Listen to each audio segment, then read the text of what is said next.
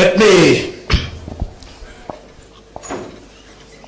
start with the last question.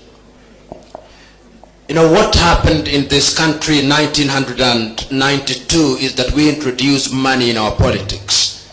If you read a little history of this country, there was something called Youth for KANU 92. It is during the period of Youth for KANU 92 that the 500 denomination note was introduced into this country, and the economy has never recovered. At that time, the Kenyan shilling, the dollar to the Kenyan shilling was under 30 shillings or thereabouts. Then what has happened? The politicians have now mastered this to impoverish the people, and of course when the people are impoverished, then they want instant gratification. It is education of the people. The people must be educated. The reason why we are called the third world at one time, I once said at one time that the reason why we are called the third world is because there is no fourth world. If there was a fourth or a fifth world, we'll be called the fifth world.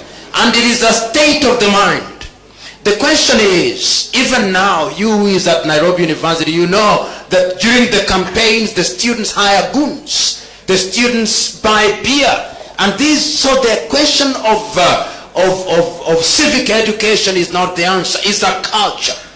We have developed a culture today where we think that money is the be-all and all. We must liberate ourselves from that culture. A young Kenyan called Professor Ken Walibora has written a book, Mbaya Wetu, in Kiswahili. In Kenya today we have a culture where when you get money, we don't ask how you get the money. And I think that is something that must be done. The leadership must be from the top.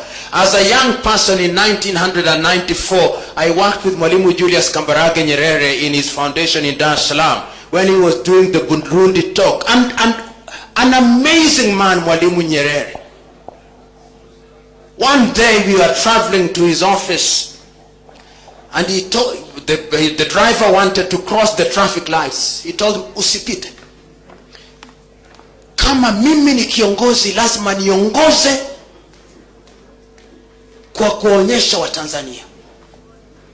During his entire life, when Nyerere was elected as the president, he refused to stay at the State House. He said, nyumba kubwa hii naifanyia nini? Instead, he had a small house at Msasani, and that is where he lived. Leadership by example.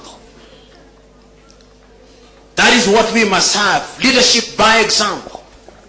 The former president of Cape Verde, on the day that he ceased to be the president, he took a taxi to his mother's house. I'm not saying that one must be poor, but he's telling you how people live. We must lead by example, and it's a personal choice. Have you made that choice? You must make that personal choice. Corruption. I speak about and write about and against corruption. We love drama. 3 weeks ago in Tanzania, 2 cabinet ministers resigned on a mere allegation that they were involved in corruption. The Attorney General of Tanzania resigned on the ground that he was involved in corruption. Yesterday, we charged several individuals, and more will continue to be charged. I want you to watch this space. There will be no conviction.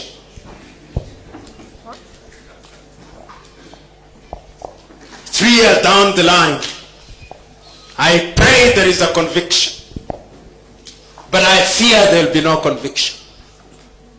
We love drama, so the newspapers will dramatize. Where is the Tokyo case? When I'm answering your question, when I was the director of the Anti-Corruption Authority, I want you to read the answer on the day that they amended the law to abolish our offices. One of the ministers, who is now a cabinet minister, said, you must remove these fellows. If you don't, we'll all be in jail. We arrested one cabinet minister, and he said, he told me to my face, I'll be acquitted, and he was acquitted. And the day we arrested him, members of parliament from his tribe were in my office.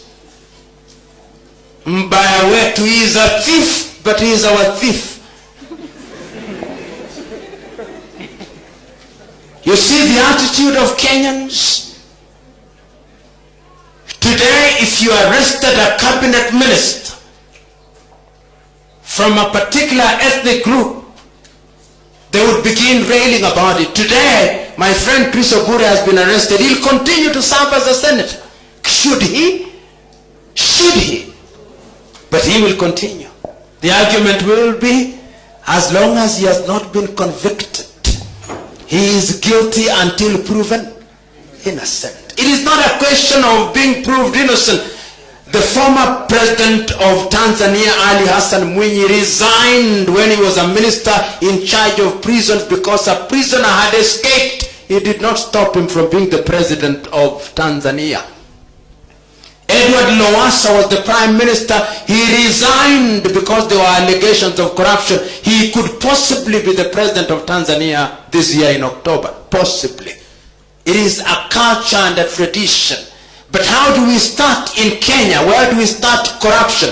You parents buy examination papers for your children in primary. I love you, mommy. Therefore, what do I do for you? I buy you exam papers. Then you pass. So your entire life is a lie. Your entire life is a lie. History has demonstrated that if you want to fight the corruption, the entire society must be against it. In countries such as Japan, if an allegation is made, you commit suicide. There is honor. Here, if you are alleged to be corrupt, you seek public office. When we elect you as a governor or a senator, you see the ethics and the values. How will people with ideas ever acquire power in Africa? Not easy. Not easy. As long as we have this electorate.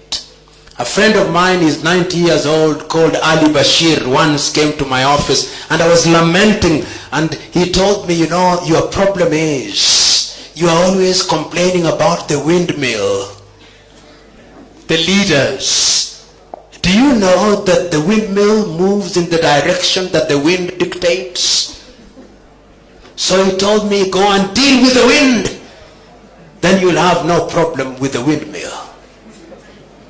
There is a problem with the African wind. And that is why the windmill will always move in the wrong direction. So Africa has twin problems, that of the windmill and that of the wind. Can I be elected? Am I electable in Kenya? No. I speak too straight. I say it as it is. The electorate don't want somebody like me. They are not interested. So my ideas, will they ever go far? No. I'll die with them. Because I'll never have the opportunity to implement them. People like me, and there are many better people like me who have long receded, they are outside. The country does not allow it. In Sudan, where you come from, and I've been involved in your negotiations in Bahir Dar, the problem is power. Garang Madior had power and ideas. Was he allowed to live for long? Sava has power. I don't think he has ideas. You may disagree with me, the South Sudanese who are here.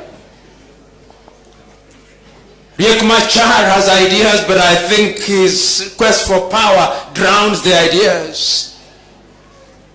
And for that reason, the people of South Sudan will pay for it for the next 10 years, unfortunately. There will be no peace in South Sudan in the near future. I've been involved sufficiently to know. There may be calm in Juba, but what about in Bentiu? Too much blood has been spilled. Is now brother rising against brother. They'll fight until they are tired, and the international community will ignore it. Now they are sanctioned since yesterday. The people with ideas have no power, and the people in Burkina Faso, there was a young man called Thomas Sankara with ideas. He came, said, change the name of the country from Upper Volta to Burkina Faso. How long did he stay? Within a short time, the French organized for his assassination through Blaise Compaoré. He was told in advance that he would be killed by Blaise Compaoré, who was his friend, and this is what he said: if it is Blaise who has said he's going to kill me, I have no defense. I will die. The man for whom I am named, Patrice Emery Lumumba, at age 36, and this is the letter he wrote, and I conclude with this. Just before he was about to die, and read it in A Season in the Congo, he's written to his wife called Josephine, but it's important to note that he had two wives called Josephine, so they both struggled for it, but I think it was meant for his first wife, Josephine Opango. And this is what he said: I now have no doubt that I'm going to die, but I die with my head high above, with indestructible faith and profound belief in the destiny of my country, than to live in humility and renounce the principles which I consider sacred to me, because I know that the history of the Congolese will be written by the Congolese. He was then shot dead and his body drowned in acid. Congo has never been at rest since then. The people with ideas never survive in power. But yet we must never give up, because it is a journey from generation to generation. Those who sow the seed will not enjoy the shade. One generation sows the seed, another one waters it, another one prunes it, and another one enjoys the shade. And that is our joy. There are no easy solutions, no instant coffee solutions. It is an intergenerational struggle. It will be well with us. God bless you.